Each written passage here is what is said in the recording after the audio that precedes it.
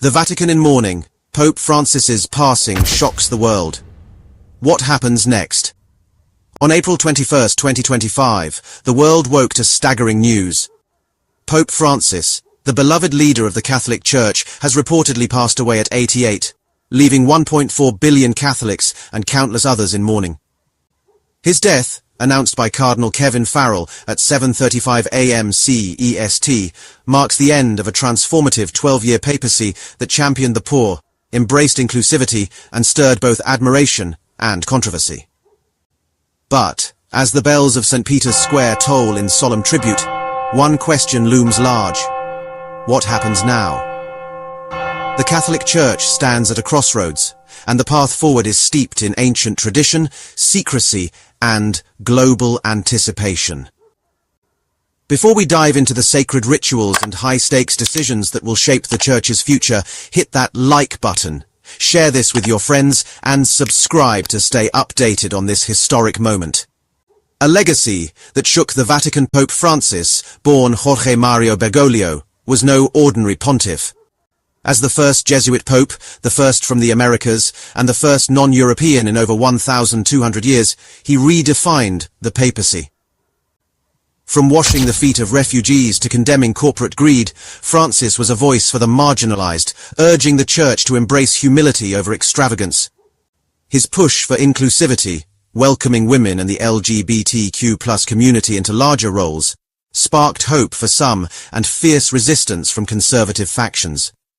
His final days, marked by a public appearance on Easter Sunday despite battling double pneumonia, underscored his unwavering commitment to serve until the end.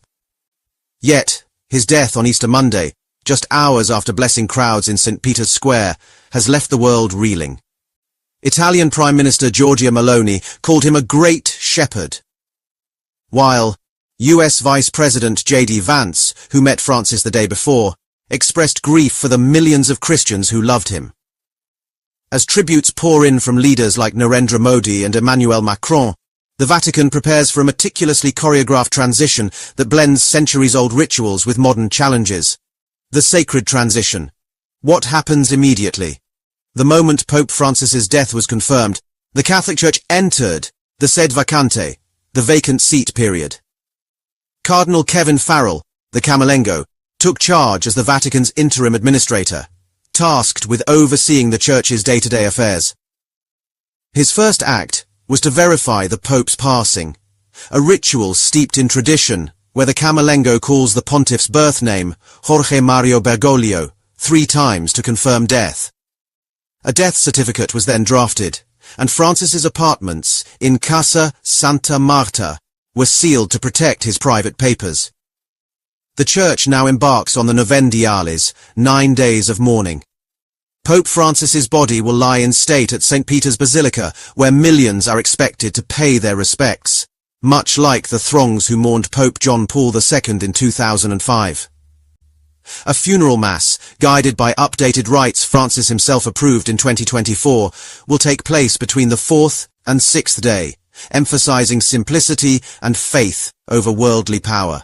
These rites, designed to reflect Francis's humility, ensure his funeral is that of a pastor and disciple of Christ, not a king. The conclave. A secretive election. After the mourning period, the spotlight shifts to the conclave, where 138 cardinals under 80 will gather in the Sistine Chapel to elect the next pope. This secretive process, unchanged for centuries, is a high-stakes affair. Locked away from the world, cardinals vote in 4 daily rounds until a candidate secures a 2/3 majority. The ballots are burned after each session, with black smoke signaling no decision and white smoke announcing a new pope. The last conclave, which elected Francis in 2013, took just 2 days. But this one could be longer, given the ideological rifts within the Church. Francis's legacy looms large over the conclave.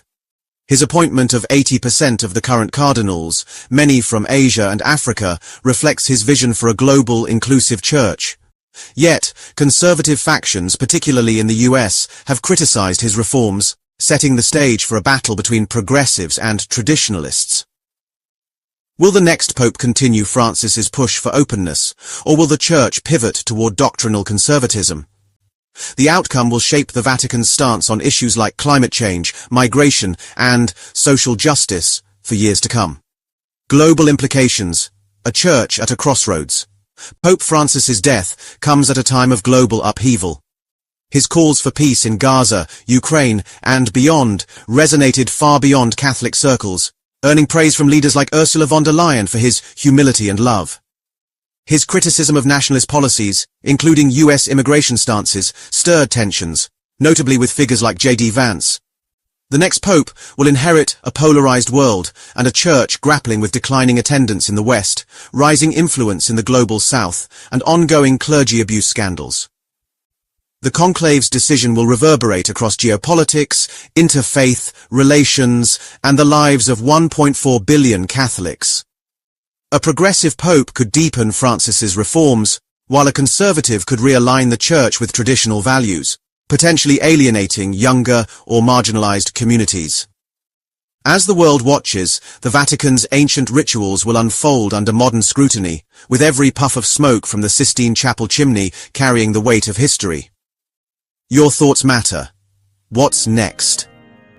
As St. Peter's Square fills with mourners and the Vatican prepares for a new chapter, we want to hear from you. How did Pope Francis inspire you? What kind of leader do you hope the next pope will be? Drop your thoughts in the comments below, and let's keep this conversation going. If you found this deep dive into the Vatican's next steps compelling, give us a like, share it with your community, and subscribe for more updates on this historic transition. What do you want to see next? A closer look at the frontrunners for the next pope? An exploration of Francis's most controversial reforms? Or perhaps a breakdown of how the conclave works behind closed doors? Let us know in the comments, and we'll bring you the content you're craving.